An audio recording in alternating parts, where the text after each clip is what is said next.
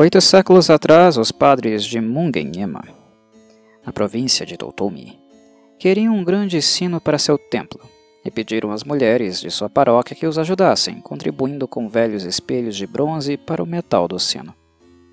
Havia naquela época uma jovem mulher, esposa de um fazendeiro, vivendo em Mugenyama, que doou seu espelho ao templo para ser usado no sino de metal.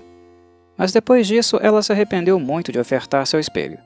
Ela se lembrou de coisas que sua mãe havia lhe contado, e se lembrou que ele pertencera não apenas à sua mãe, mas também à mãe e à avó de sua mãe. E ela se lembrou de alguns sorrisos felizes que ele refletiu. Claro, se ela pudesse ter oferecido aos padres certa quantia em dinheiro no lugar do espelho, ela poderia ter pedido a eles que devolvessem sua herança. Mas ela não tinha o dinheiro necessário.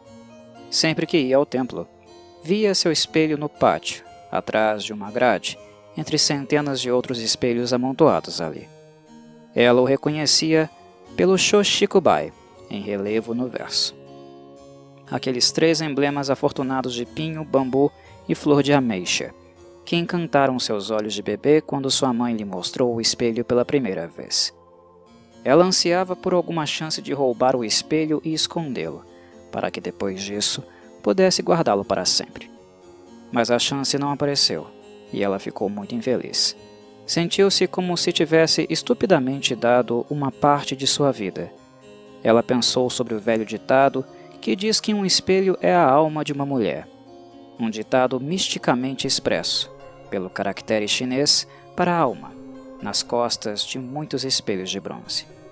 E temeu que fosse verdade, de maneiras mais estranhas do que ela tinha antes imaginado. Mas ela não podia ousar falar de sua dor a ninguém.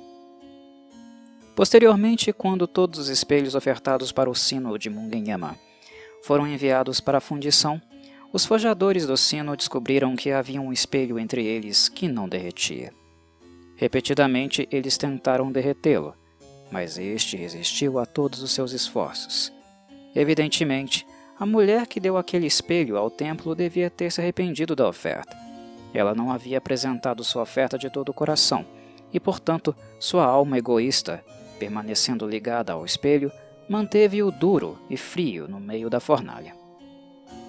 Claro que todos ouviram falar do assunto, e todos logo souberam de quem era o espelho que não derretia. E por causa dessa exposição pública de seu segredo, a mulher ficou muito envergonhada e muito zangada. E como não suportou a vergonha, afogou-se, após ter escrito uma carta de despedida contendo as seguintes palavras: "Quando eu morrer, não será difícil derreter o espelho e fundi-lo ao sino. Mas, para a pessoa que quebrar aquele sino ao tocá-lo, grande fortuna será dada pelo fantasma de mim." Você deve saber que o último desejo ou promessa de qualquer pessoa que morre com raiva ou comete suicídio com amargor geralmente contém uma força sobrenatural.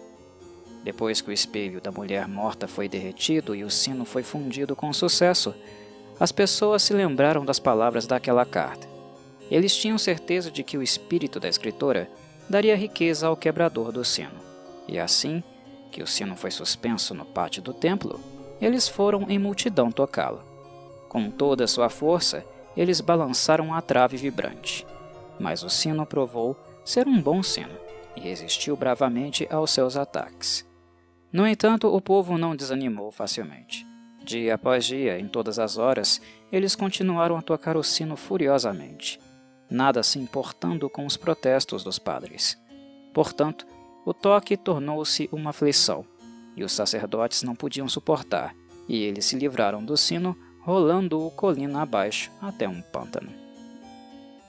O pântano era profundo e o engoliu, e esse foi o fim do sino. Apenas sua lenda permanece, e nessa lenda ele é chamado de Mugen Kane, ou sino de Mugen. Existem velhas e estranhas crenças japonesas sobre a eficácia mágica de certa operação mental implícita, embora não descrita, pelo verbo nazoraeru.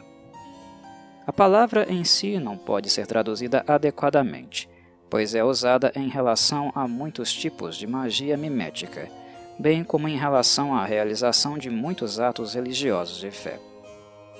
Os significados comuns de Nazo Raero, de acordo com os dicionários, são imitar, comparar, parecer, mas o significado esotérico é substituir, na imaginação, um objeto ou ação por outro, de modo a produzir algum resultado mágico ou milagroso. Por exemplo, você não pode custear um templo budista, mas você pode facilmente colocar uma pedra diante da imagem do Buda, com o mesmo sentimento piedoso que o levaria a construir um templo se você fosse rico o suficiente para isso. O mérito de oferecer a pedra torna-se igual, ou quase igual, ao mérito de erguer um templo. Você não pode ler os 6.771 volumes dos textos budistas, mas você pode fazer uma biblioteca giratória, contendo-os, girar, empurrando-a como um molinete. E se você insistir com um desejo sincero de poder ler os 6.771 volumes, você adquirirá o mesmo mérito que a leitura deles permitiria que você ganhasse. Isso talvez seja suficiente para explicar os significados religiosos de Nazo Raero. Os significados mágicos não poderiam ser explicados sem uma grande variedade de exemplos, mas para os presentes propósitos, o seguinte servirá.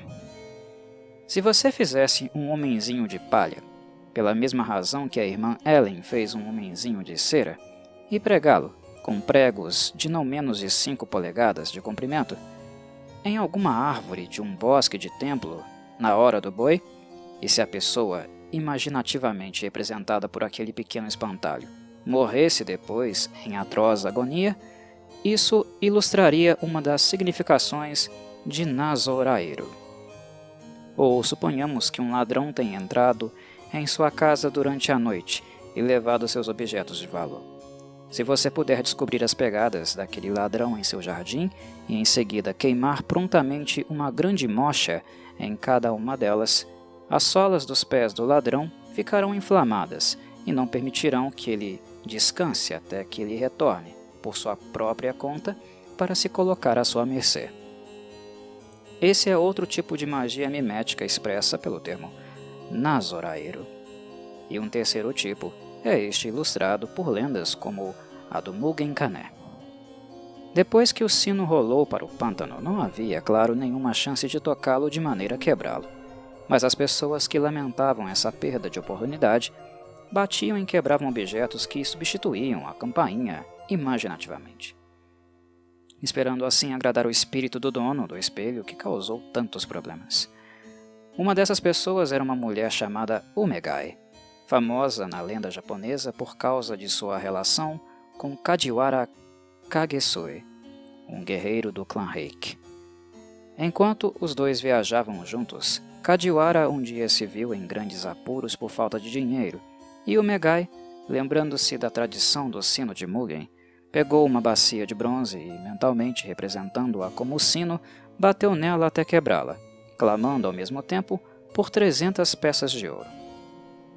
Um hóspede da estalagem onde o casal estava indagou sobre a causa das batidas e do choro, e ao saber da história do problema, presenteou Umegai com 300 ryo em ouro. Depois, uma canção foi feita sobre a bacia de bronze de Umegai, e essa música é cantada por dançarinas até hoje. Umegai no shozubachi tataite, o kane gaderu naraba, minasan, miuke wo sore tanomimasu. Batendo na bacia de Umegai, eu poderia ganhar um dinheiro honroso para mim, e então eu negociaria pela liberdade de todas as minhas companheiras. Depois disso, a fama do Mugen Kané tornou-se grande, e muitas pessoas seguiram um exemplo de Umegai, esperando assim imitar sua sorte. Entre essas pessoas estava um fazendeiro dissoluto que vivia perto de Mugenyama, na margem do Oigawa. Tendo desperdiçado seus bens em uma vida desregrada, este fazendeiro fez para si, com a lama de seu jardim, um modelo de barro do Mugen Kané. E ele bateu no sino de barro e o quebrou, gritando por muito tempo por grande riqueza. Então, do chão à sua frente, ergueu-se a figura de uma mulher vestida de branco, com cabelos longos e soltos, segurando um jarro coberto. E a mulher disse: Eu vim para responder à sua oração fervorosa, pois ela merece ser atendida. Pegue, portanto, este jarro. Dizendo isso, ela colocou o jarro nas mãos dele e desapareceu. O feliz homem correu para dentro de sua casa para contar as boas novas à esposa. Ele colocou na frente dela o frasco coberto, que era pesado, e eles abriram juntos. E eles descobriram que estava cheio até a borda com... Não, eu realmente não posso dizer com o que estava cheio.